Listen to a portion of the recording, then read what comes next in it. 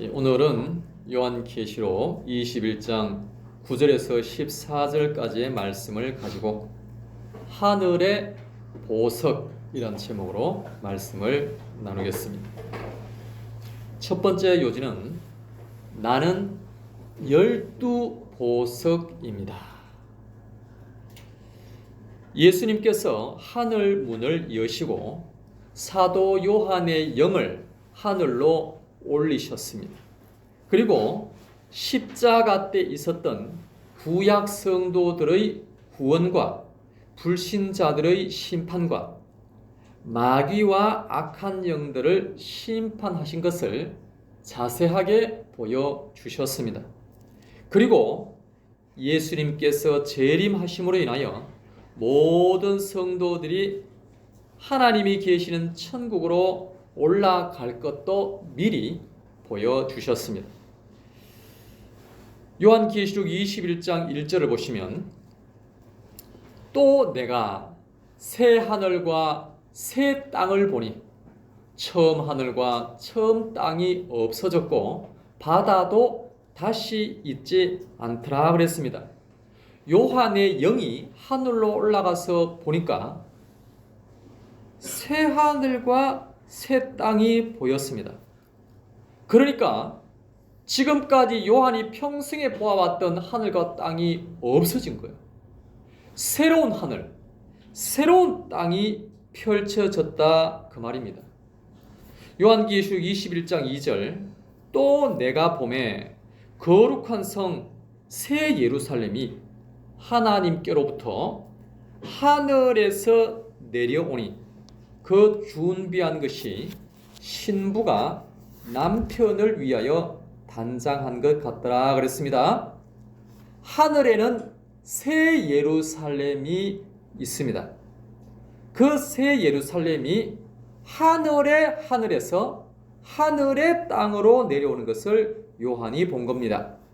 그런데 그 하늘에 있는 새 예루살렘 성의 모습이 혼인식 할 때 꽃단장한 신부의 모습과 같다고 합니다.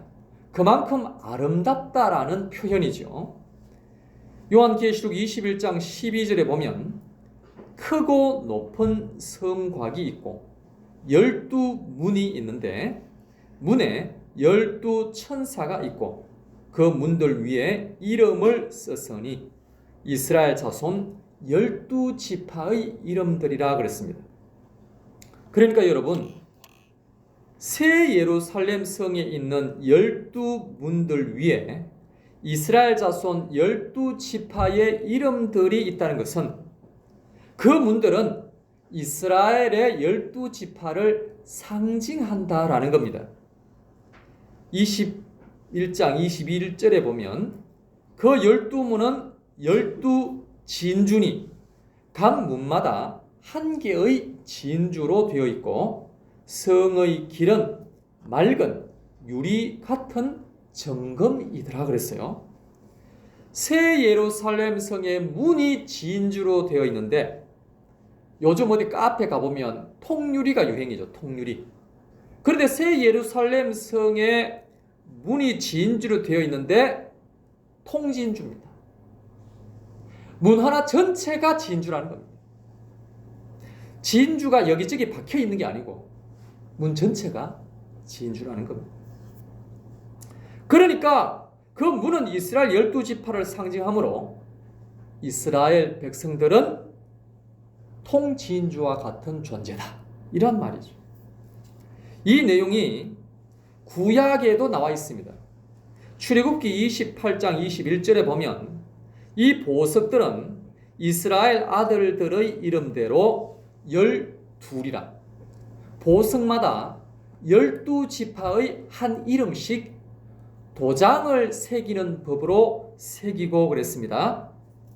자, 구약의 대제사장이 입는 옷이 있는데 거기에다가 무엇을 다는가 하면 보석을 달아요.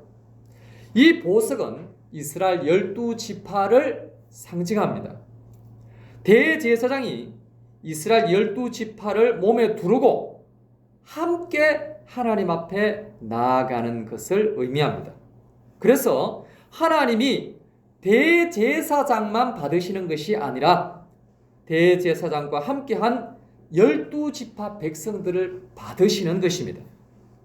그렇다면 여러분, 신약의 성도들은 어떨까요? 신약의 성도들도 당연히 보석입니다. 요한계시록 21장 14절에 보니까 그 성의 성곽에는 12기초석이 있고 그 위에는 어린 양의 12사도의 12이름이 있더라 그랬습니다.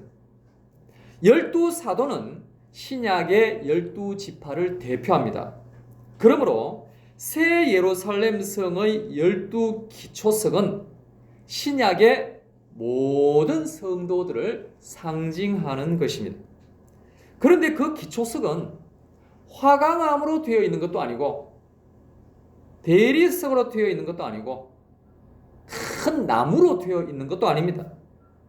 요한계시록 21장 19절에 보면 그 성의 성곽의 기초석은 각색 보석으로 꾸몄는데 첫째 기초석은 벽옥이요. 풀을 벽자죠. 풀은 보석이라는 겁니다. 둘째는 남보석이요. 셋째는 옥수요. 넷째는 녹보석이요. 다섯째는 홍마노요. 여섯 번째는 홍보석이요. 일곱째는 황옥이요. 여덟째는 녹옥이요. 아홉째는 담황옥이요. 열째는 비취옥이요. 열한째는 청옥이요. 열두째는 자수정이라 그랬습니다. 여러분, 저 언양에 가보면 자수정 동굴이 있어요. 저도 여러 번 가봤습니다. 자수정은 사실은 다이아몬드나 다른 보석보다는 조금 값어치가 약하지만 그래도 보석 안에 들어갑니다. 이 보석들은요 모두 신약의 12지파를 상징하고 있다라는 거죠. 그러므로 구약의 12지파 성도들과 신약의 12지파 성도들 모두가 보석이라는 겁니다.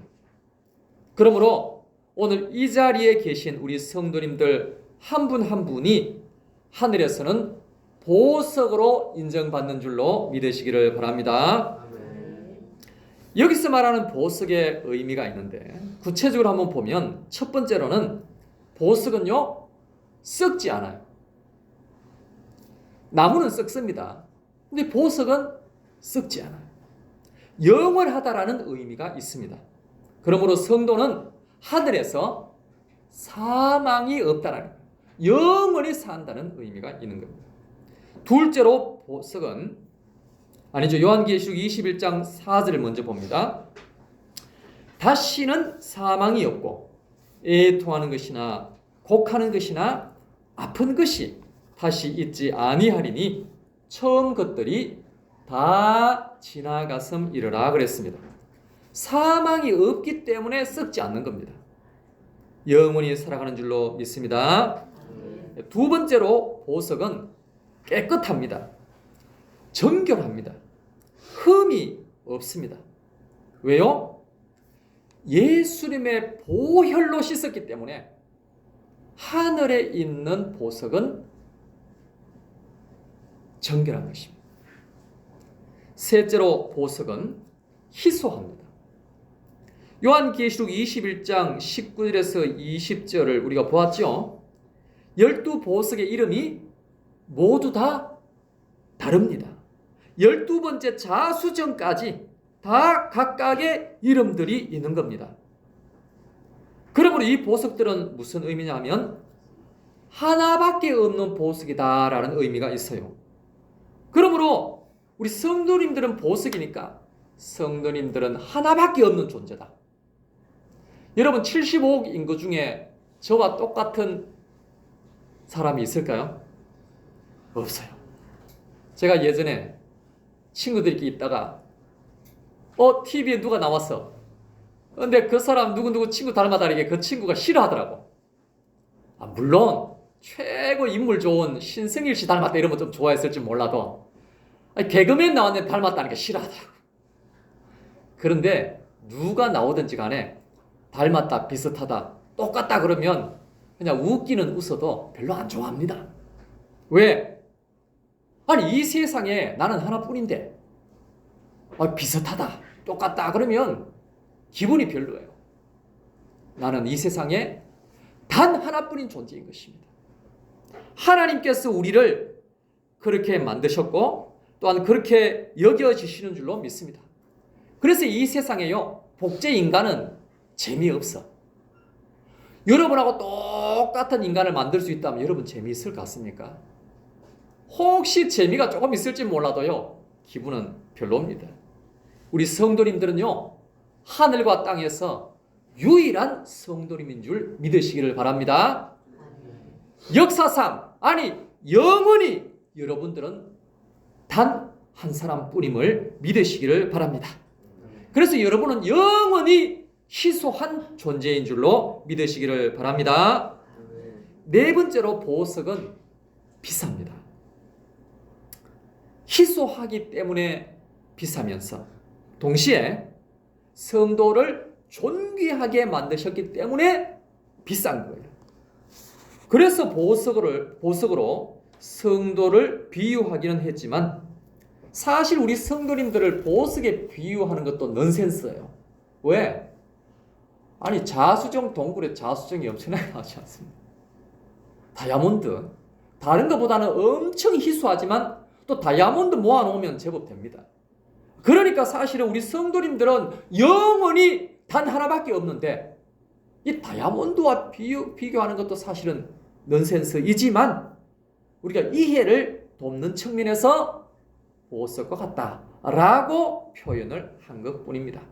그러므로 우리 성도님들 한 분 한 분을요, 값으로 매길 수가 없는 겁니다. 값으로 매길 수 없는 아주 중요한 이유가 또 있는데 그것은 뭐냐면 예수님의 피값으로 샀기 때문에 그렇습니다. 여러분, 예수님의 피값이 얼마일 것 같습니까? 물리적으로 따지면 몇백만 원 혹은 몇천만 원 안 될 수도 있어요. 몇만 원도 안 될 수 있어요. 그러나 예수님의 피값은요, 사실상 우주를 다 주고 사도 못 삽니다.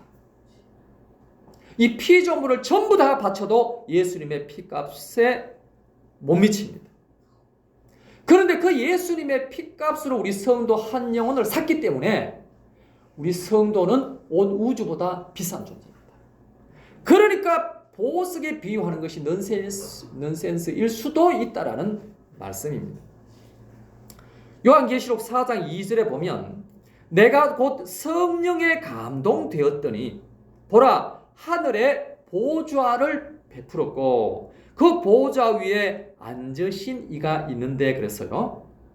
보좌는 보배로운 자리 아닙니까? 그러니까 이 보좌는 하늘에 베풀었는데 하나님의 보좌를 말합니다. 그러므로 그 보좌 위에 앉으신 이는 당연히 하나님이시죠. 3절을 보면 앉으신 이의 모양이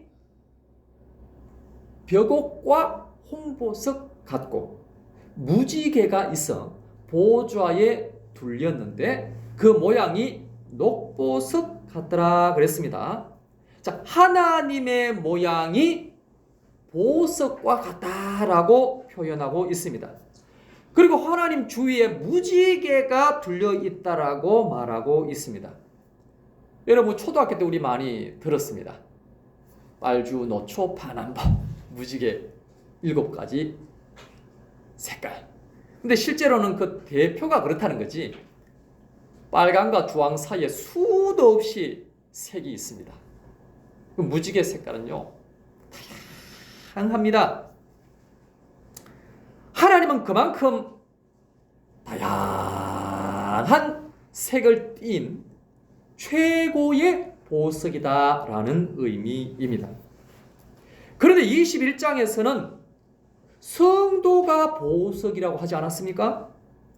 그러니까 보석인 성도가 보석인 하나님을 닮았다 이 말입니다.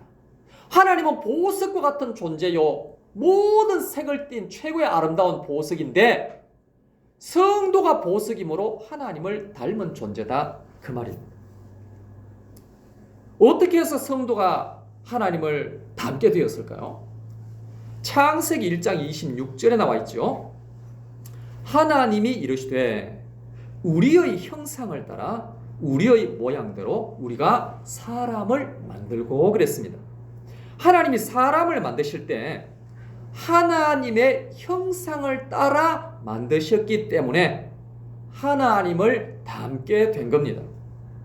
그런데 아담이 범죄함으로 말미암아 이제는 더 이상 사람이 하나님의 형상을 닮지 않게 되었습니다. 이제는 마귀의 형상을 닮게 된 겁니다. 그래서 마귀를 닮아서 마귀처럼 죄짓고 거짓말하며 살게 된 것입니다.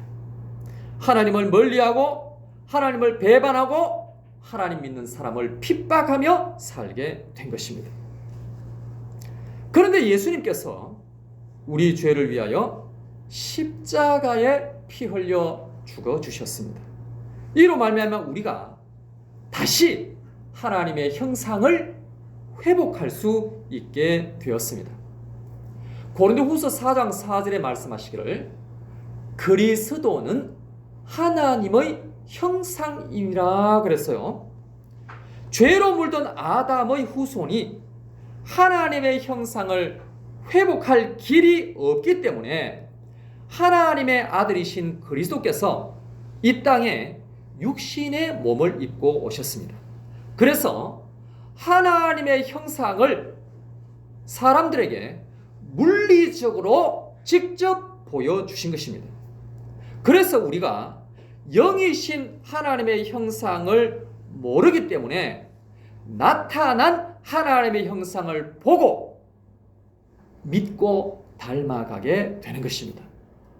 로마서 8장 29절에 말씀하시기를 하나님이 미리 아신 자들을 또한 그 아들의 형상을 본받게 하기 위하여 미리 정하셨으니 이는 그로 많은 형제 중에서 맏아들이 되게 하려 하심이니라 그랬습니다. 그렇습니다, 여러분. 우리가 날마다 예수 그리스도를 닮아가게 된다면 우리는 어느덧 하나님의 형상을 회복하게 될 것입니다. 그래서 우리는 하늘에서 보석과 같은 모습으로 영원히 살아가게 되는 줄로 믿으시기를 바랍니다. 두 번째로 나는 12문으로 들어갑니다. 새 예루살렘 성에 들어가는 문이 12문이라고 했습니다. 요한계시록 21장 13절에 보면 동쪽의 세 문, 북쪽의 세 문, 남쪽의 세 문, 서쪽의 세 문이라고 했습니다. 그런데 이 동서남북 각각 세 문으로 이루어져 있는데요. 이것은 사방에 있는 사람 누구든지 이 성에 들어올 수 있다라는 의미입니다. 어느 방향이든지 다 열려있다. 그러한 의미입니다. 미국에 있든지 중국에 있든지 저 아프리카 피부가 검은 분인지 상관없이 누구나 천국에 들어갈 수 있습니다. 남녀노소 들어갈 수 있고요. 가난하든 부하든 누구든지 못 배우든 많이 배우든지 누구든지 건강하든지 약하든지 누구든지 간에 새 예루살렘 성에 들어갈 수가 있다라는 것입니다. 그런데 이 문의 특징은요, 사랑의 문이라는 거예요. 사랑의 문. 하나님께서 두 팔 벌려서 우리를 기다리고 계시는 사랑의 문이다. 그렇기 때문에 누구든지 이 문으로 들어갈 수 있는 거예요. 우리는 부족하지만 사랑이 많으신 하나님께서 두 팔 벌려 우리를 안아주시기 때문에 우리는 들어갈 수가 있다라는 거예요. 또한 이 문은요, 은혜의 문입니다.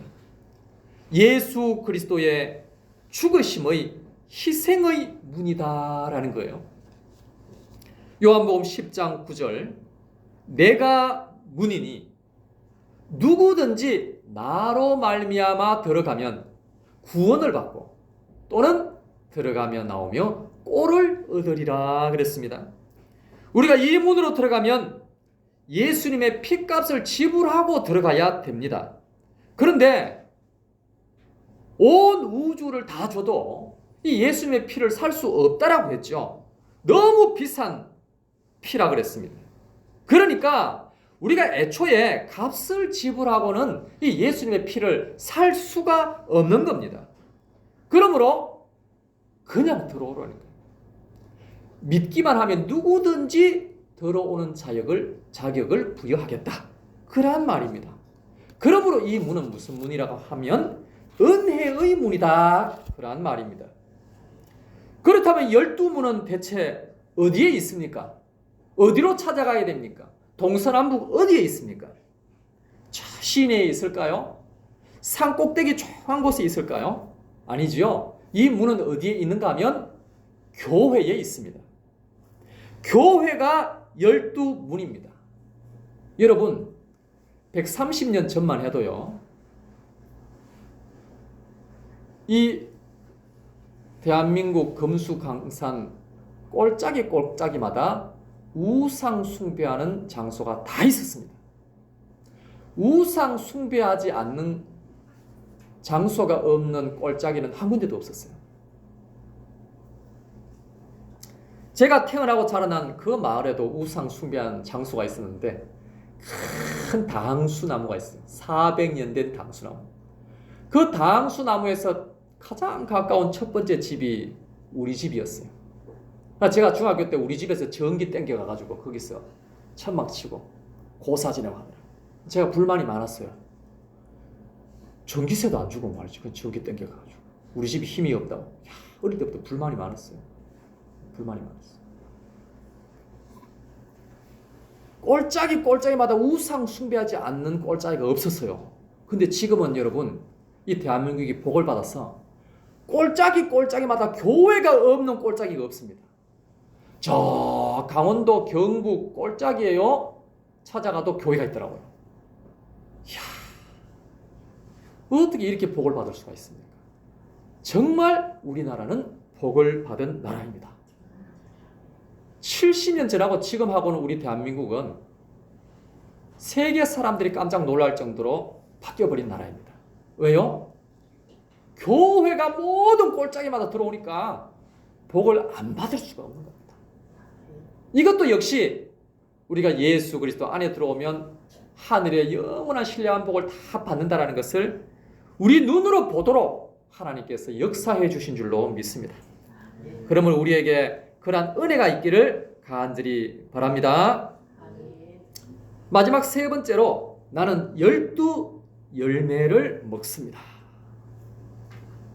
계시록 22장 1절에 보시면 또 그가 수정같이 맑은 생명수의 강을 내게 보이니 하나님과 및 어린 양의 보호자로부터 나와서 그랬습니다. 이 생명수가 뭐냐 하면 영생하는 물입니다. 계시록 22장 2절 길 가운데로 흐르더라. 강 좌우에 생명나무가 있어 12가지 열매를 맺되 달마다 그 열매를 맺고 그 나무 잎사귀들은 만국을 치료하기 위하여 있더라 그랬습니다. 세계 장수 마을에는 반드시 특별한 음식을 먹습니다. 그래서 조사를 했더니 대체 무엇을 먹길래 저 마을은 저렇게 장수하는가 조사를 했습니다. 그런데 어느 마을에 쌀을 먹지 않고 빵을 먹지 않고 다른 것을 먹는 마을이 있었는데 정말 장수하는 것입니다. 그것이 무엇인가 하면 바로 귀리입니다. 곡물 중에서 귀리라는 곡물이 있습니다. 우리나라에는 거의 재배를 하지 않기 때문에 아마 보신 분은 별로 없을 겁니다. 제가 그것을 알고 인터넷으로 귀리를 주문했습니다. 오래 살기라고. 그래가지고 밥을 먹을 때 넣어서 밥을 먹었습니다. 한 일주일 먹었습니다. 잘 안 넘어가더라고요. 껄끄러워서. 다 이유가 있습니다. 장수하는 음식은 다 먹기가 불편합니다. 달달한 음식은 얼마나 잘 넘어갑니까? 단명합니다. 좀 껄끄럽고 쓴 나물을 많이 드시기 바랍니다. 다 비법이 나와 있습니다. 그런데 그 좋은 귀리도요, 완벽하지는 못해요. 이 세상에 완벽한 음식은 없습니다. 귀리 먹는다고 평균 수명이 100살 넘어가는 것은 아닙니다. 조금 더 살 뿐입니다. 그런데 하늘에는 어떤 음식이 있는가 보니까 생명나무에서 열리는 12가지 열매가 있는 거예요. 이 12가지 열매는요, 완벽한 양식입니다. 이 12가지 열매를 먹으면 늙지 않아요. 그렇기 때문에 영원히 살 수가 있는 것입니다. 그런데 이 생명나무에 잎사귀들이 있는데 이 잎사귀들이요, 보통 잎사귀가 아닙니다. 이 잎사귀를 차로 끓여 마시면요, 아픈 것이 싹 깨끗하게 나아버립니다. 배가 아픈 분은 이 차를 마시면요, 배가 안 아파. 감기는 한 방울만 마셔도 다 떨어져 버려요. 두통, 치통, 류마티스 관절염 고생하고 계십니까? 이 차를 마시면요, 깨끗하게 치유받는 줄로 믿습니다.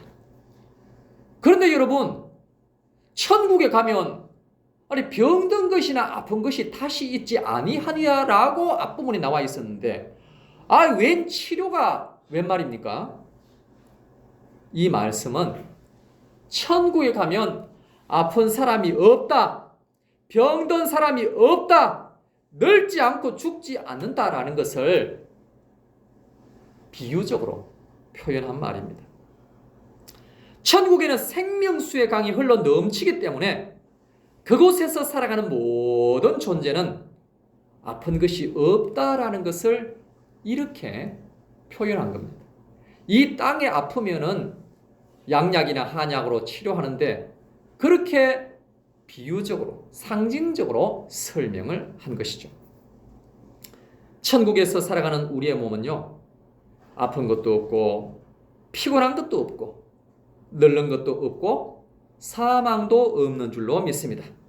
보석처럼 반짝반짝반짝 빛나면서 영원히 하나님을 닮아 영광스럽게 살아가는 줄로 믿습니다.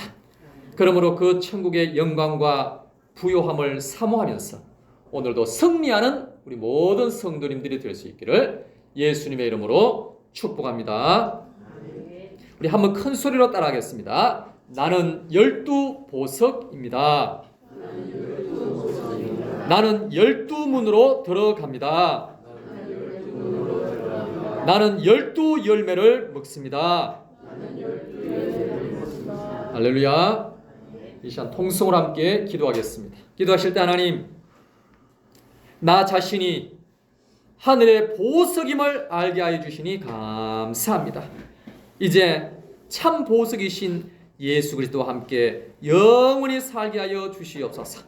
하늘의 12열매를 먹고 영생하는 줄로 믿사오니 이 땅에서도 예수 그리스도의 말씀을 먹을 때 생명을 얻되 넘치게 얻게 하여 주시옵소서. 그리하여 날마다 예수 그리스도의 승리를 외치며 선포하며 살아갈 때 승리하는 성도들이 될 수 있도록 역사하여 주시옵소서. 다 같이 주여 한번 외치고 통성으로 기도하겠습니다. 주여